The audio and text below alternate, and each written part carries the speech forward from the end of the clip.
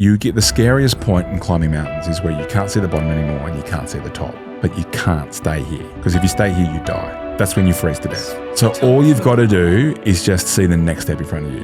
You just got to see the next one and then the next one and then the next one. And that's kind of business. In this little ladder here, 20 to 40, 40 to 60, 60 to 84. What are the next actionable steps for me and how do I start focusing more on those revenue generating activities? What do I do?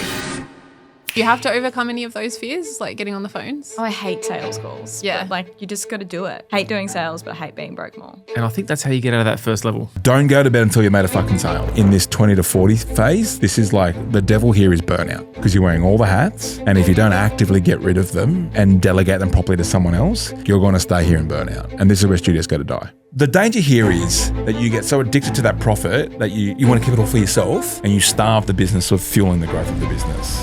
So if you're 20 to 40 and you've made the sales and now you're starting to reinvest, how do you get from 40 to 60?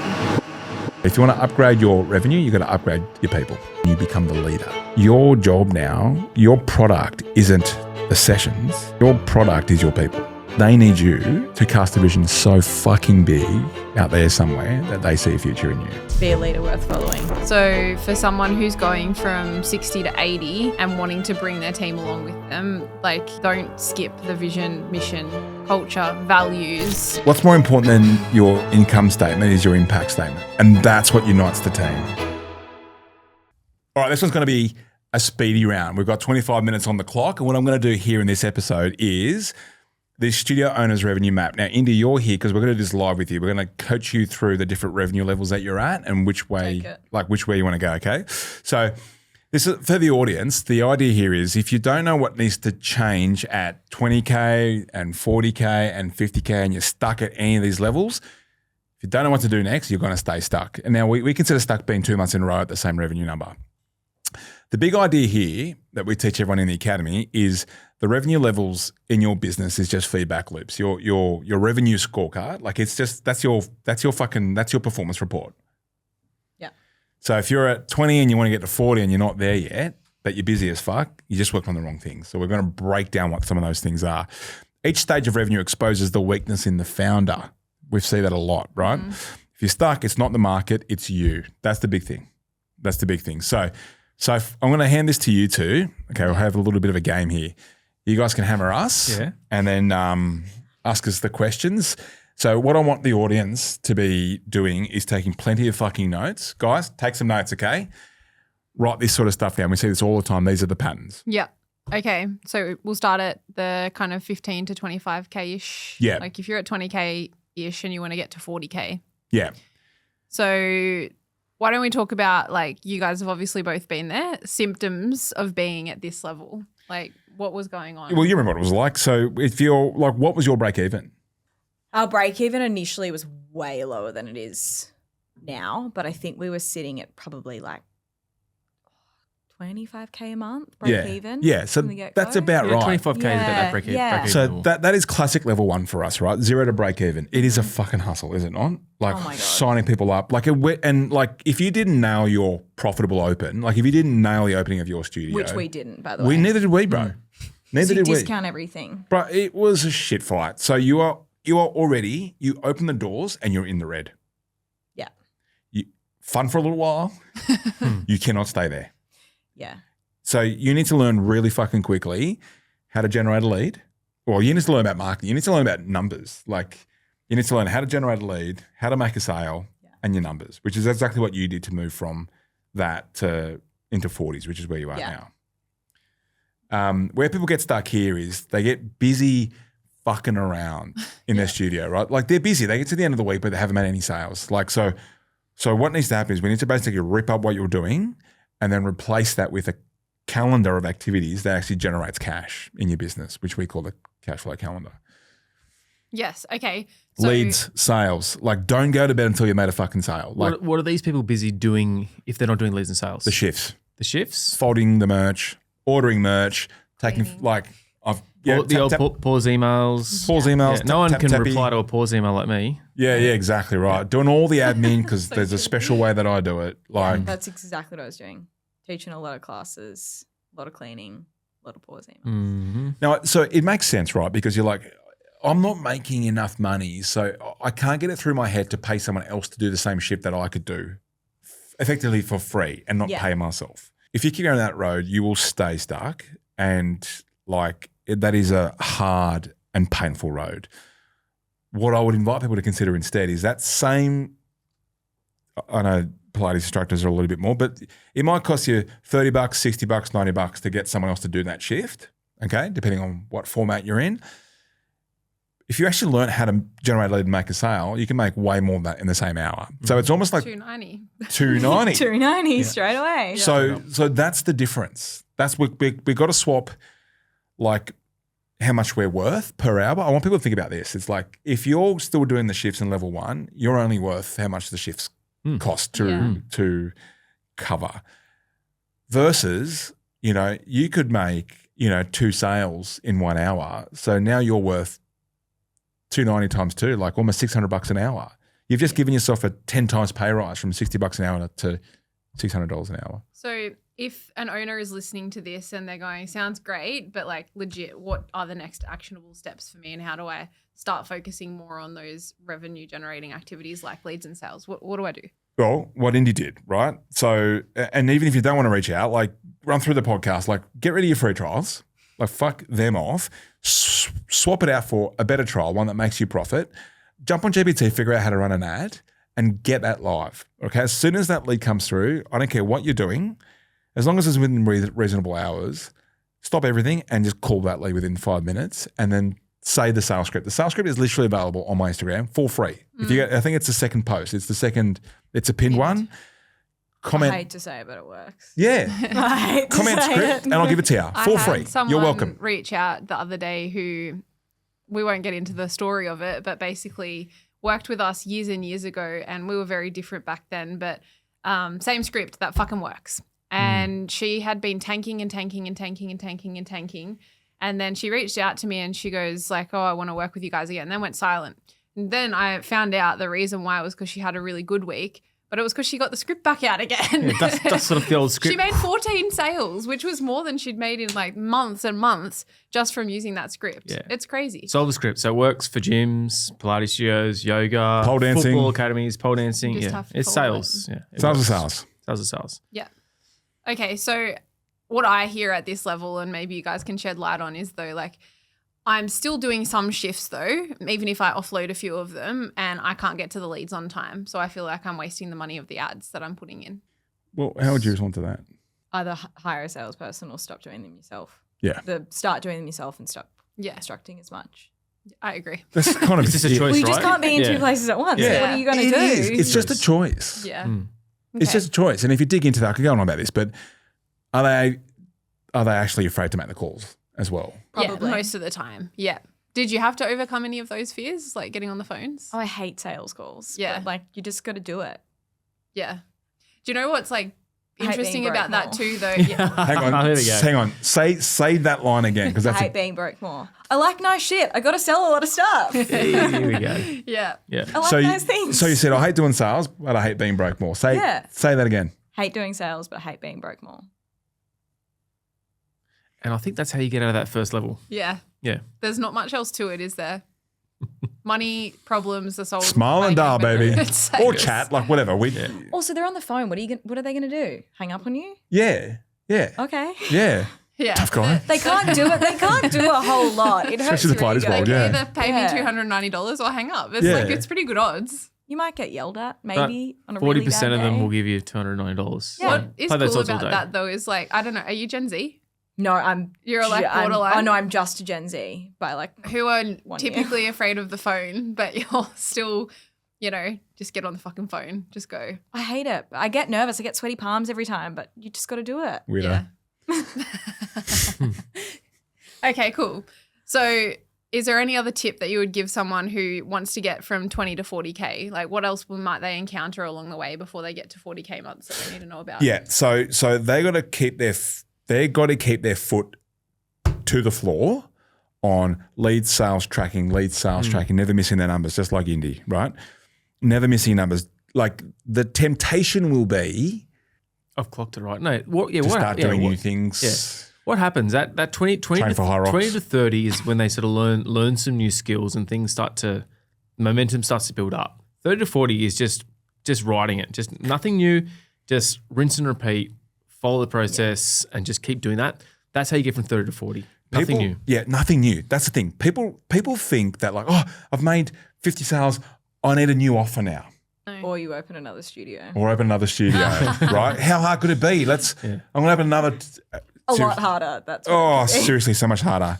You can make, it's called the rule of ones. You can make $1 million with one offer to one avatar until 1 million. That's what we did. Right? All we did was just shift it between males and females. We in fact, when we sped up was when we just nailed the one offer. We started fucking around with like 20, we went from 28 to 21, 6 weeks, 5 weeks. We started a rogue gym within the gym. Sorry for another day. And it's like, oh, fuck it, they're all distractions. I was doing stuff up at the uni. Like they were all distractions. All we needed to do. We started a food delivery business. Phenomenon. But surely if you think about human psychology, people are just searching for dopamine as well. That's exactly what it is. Oh, I've like kind of got this sorted. Okay, I'm going to open another studio or I'm going to open a new type or. I'd say what's good for dopamine, 100K months. Yeah.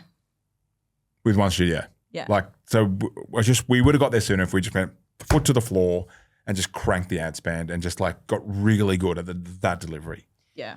So last thing for someone at this level. Which level is this? Well, if they're going from 20 to 40 or they want to break from that 20 through to the 40, what do they need to, you've said shifts, you've said maybe cleaning, like what else do they kind of need to let go of between those two levels? Yeah. So it is, and Indy's doing it now, it is getting rid of the non-money making activities that you can offload to someone else that could do it just as good, if not better, for much cheaper than what you are now worth per hour.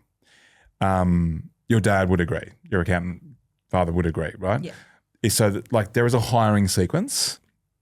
So if you're typically in this kind of 40K mark, you're making enough money. Like if your break even was 20, 25K, like there's some profit around. The danger here is that you get so addicted to that profit that you want to keep it all for yourself and you starve the business of fueling the growth of the business.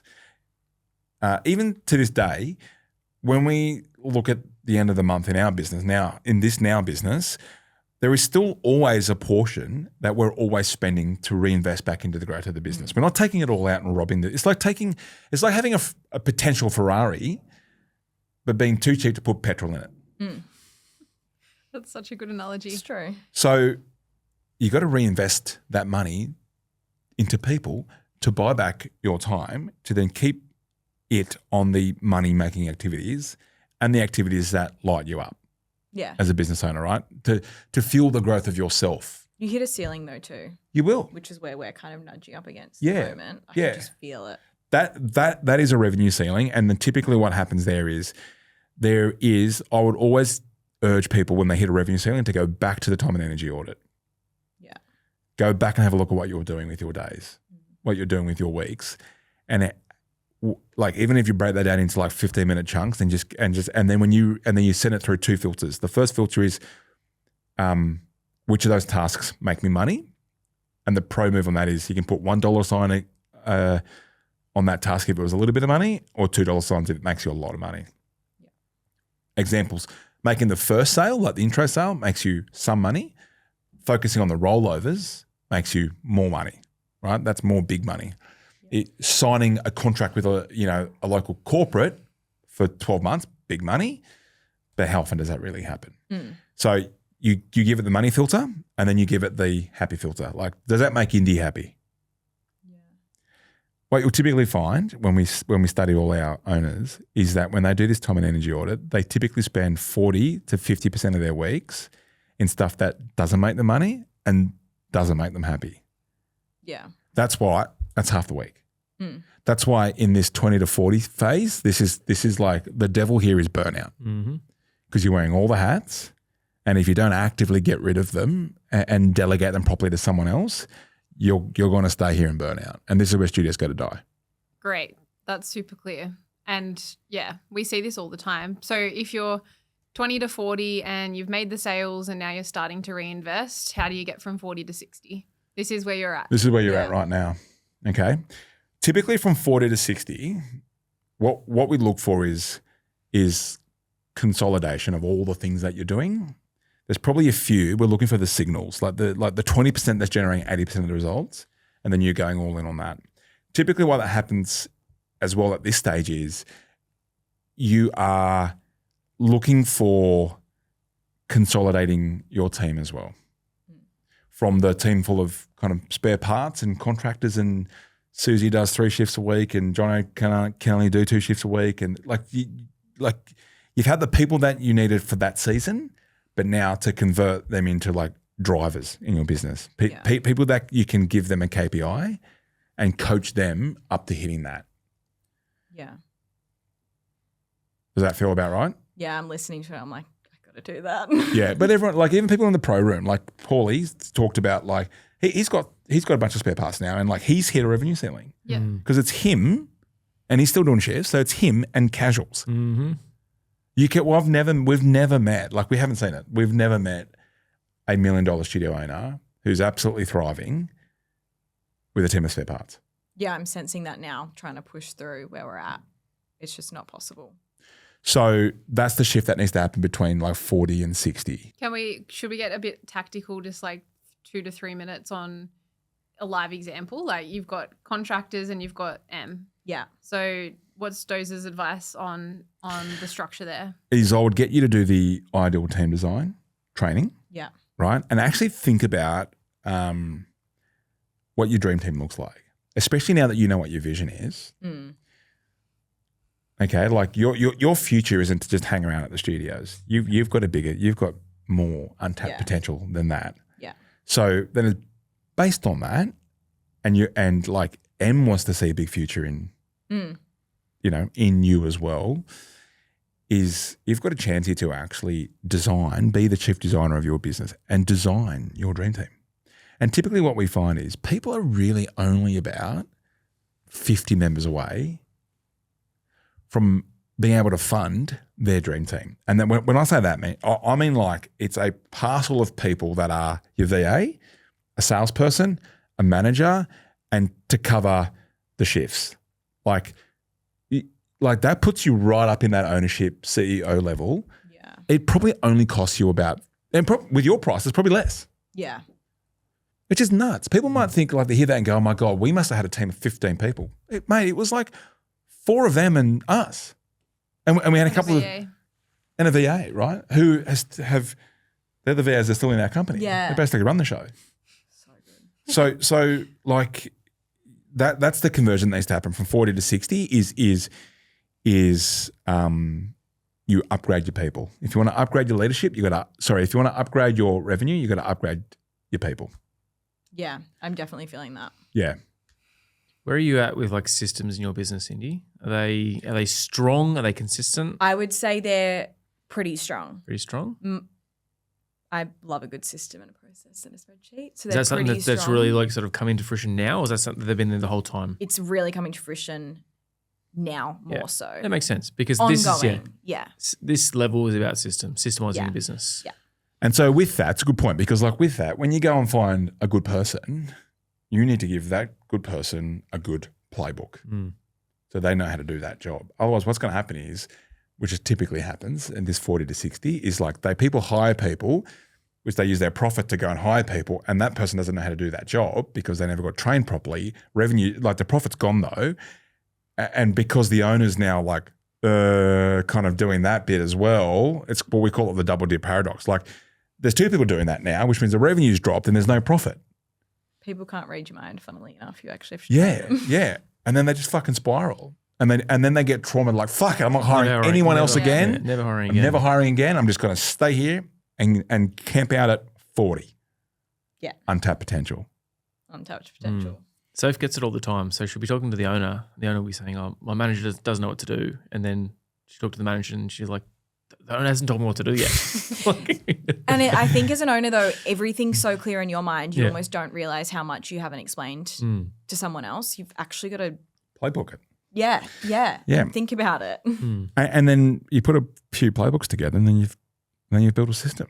You build a few systems together and then you build a business. that an operator can run, which is the next level. If you're going to ask me what happens at 60 to 80, Yeah. How do we I'll get take it a to bit 80? further, 60 to 84, because 84 is like the milli, right? Hit it.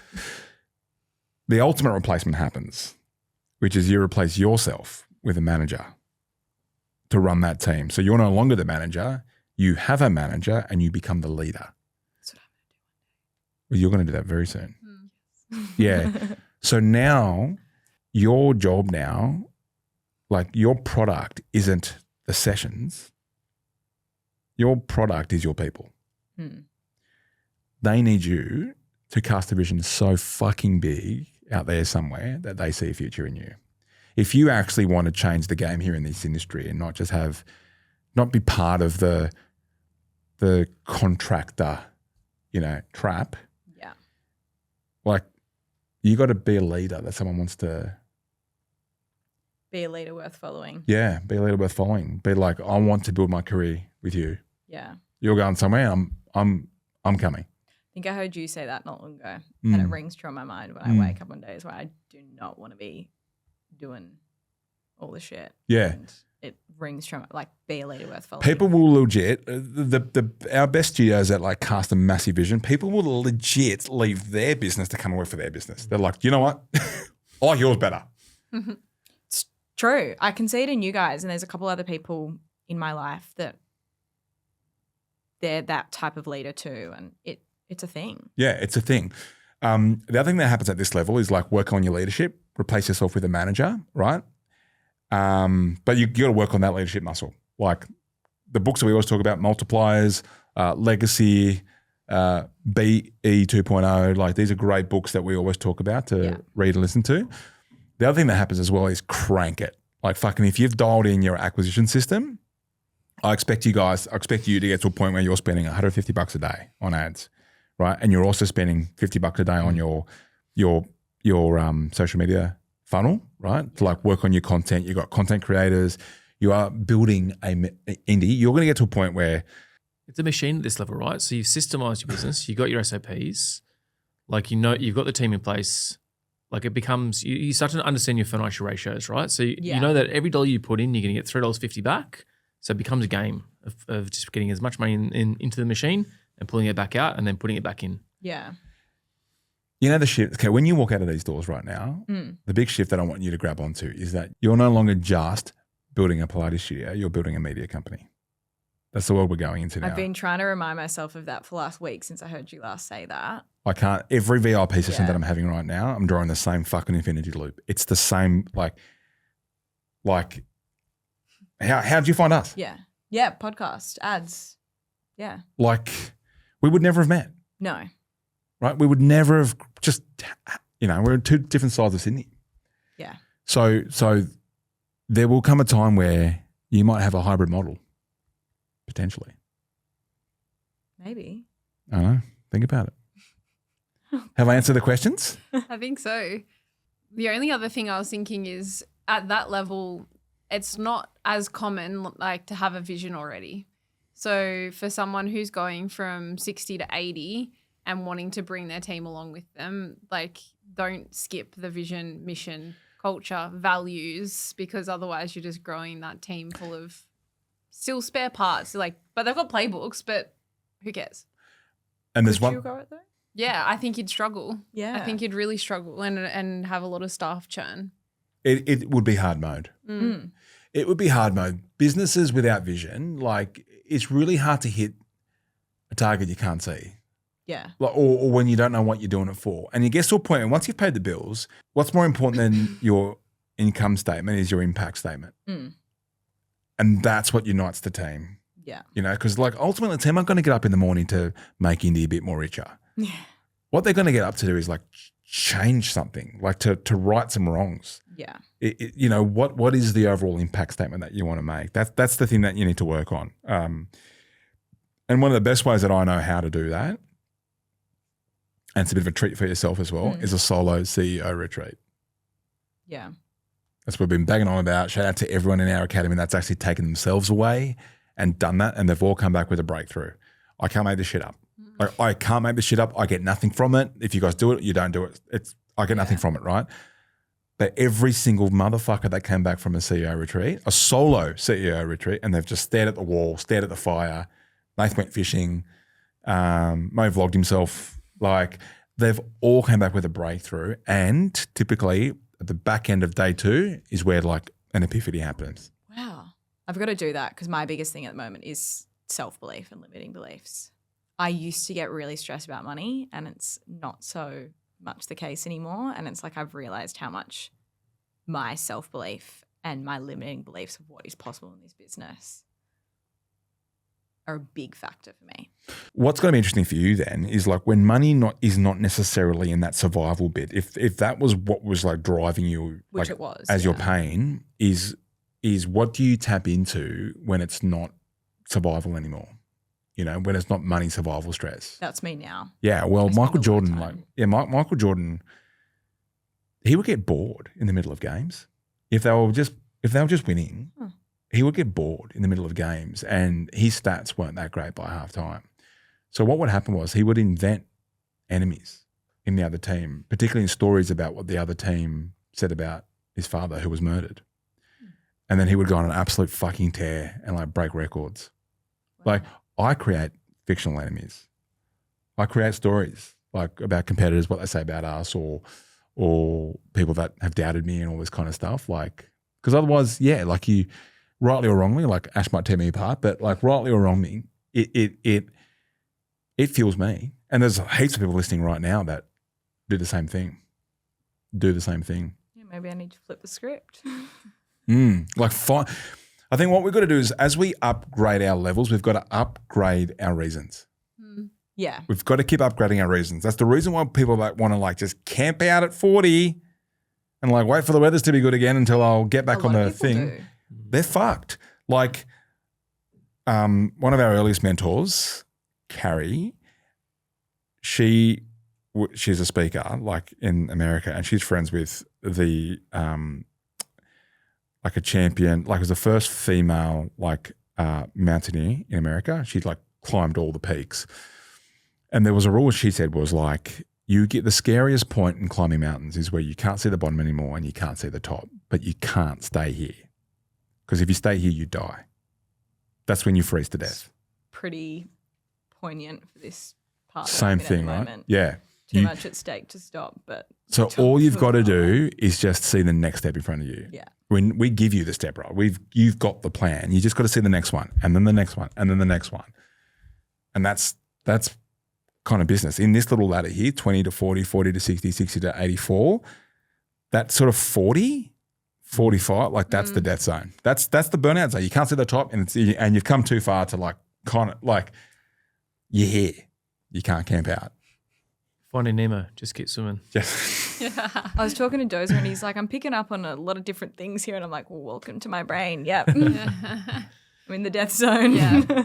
Yeah. That's like a lot of people. But at least it's not like you've got to figure it out for the first time. It gets to a certain stage where we always talk about it being like unreasonable how easy it feels for people once they have that breakthrough and get to 80K months plus. We've got to wrap this episode up. It's been fast. Thank you for joining on this ambush episode. But for the audience, like I know we just went through a lot just then, and you're probably driving to. So what I will do is we've got $1 million map just to show them what to do at each level. Go to my Instagram, hey.dozer, and just hit follow and send me a message that says map. Just go like map, and we'll shoot over the map, and we'll sort of talk you through how that thing works. Team, we happy with that? Happy. That's good. Did we get to the end? Are we going to get in trouble? No, we got to the end. Nailed it. We got to the end. Perfect. So Yeah, we're good. if you're thinking about scaling, if you're stuck at the same revenue level at the moment, you're like, what the fuck am I meant to be doing to move past this? We've just ran through it. Send me a message, map, if you want to see the map. And Indy, next time we see you on this pod, we're going to follow your journey, okay? Yeah. Next time we're in here, what's going to have happened? And let's give how long? 3. 3 months. So every quarter. I mean, let's try and shoot 60. I want you to say that again. With a bit of conviction. Without being a fucking pussy. We'll have hit 60. Yeah. Fuck yeah. Done. Beast. Both locations. Yeah, good. Yeah. I was waiting for that. Thank you so much, Indy, for coming along. So much. You're a legend, mate. All right. Thanks, team. Love you lots. Bye. Thanks for tuning in to today's episode. If something resonated with you, then do one of two things. Either leave a review or send this episode to a mate who's in the industry who might need to hear this. But if you want more right now, because your head might be spinning and you're like, all right, what the hell do I do right now? Then in the show notes, you'll find a link to where you can book in for a free 15-minute checkup on your studio, where we get to have a look at how you're going right now and where some of the kind of quick win opportunities are to get you moving faster. I can't wait to be back in your ears next week. And if you're listening to this right now, I want you to know that I love you, I appreciate you, I'm grateful for you, and I'm in your corner. You are on the right track and I believe in you.